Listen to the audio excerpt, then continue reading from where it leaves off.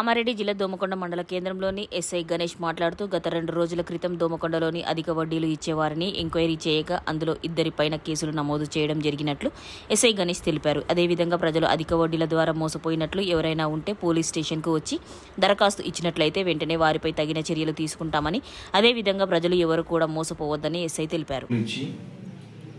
వారి నుండి అధిక మొత్తంలో డబ్బులు వసూలు చేసినట్టు, వారిని వేధిస్తున్నట్టు మా దృష్టికి వచ్చింది.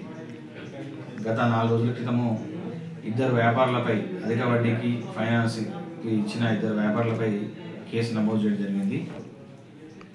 పై అధికారుల ఆదేశాల మేరకు 2 అధిక వడ్డీకి ఫైనాన్స్ నడిపిస్తున్న వ్యాపారులపైన, దోమకొండకు చెందిన 2 వ్యాపారులపైన కేసు నమోదు చేయడం జరిగింది.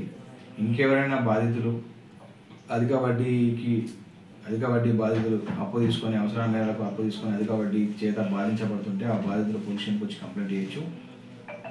ఏమైనా ఫైనాన్స్ సంబంధించిన సంస్థలు లైసెన్స్ లేకుండా కానీ అప్పులు ఇచ్చి బాధితులను వేయించడం ఇలాంటివి చేయకూడదని చెప్పేసి పోలీసు వారిని సూచిస్తున్నాం.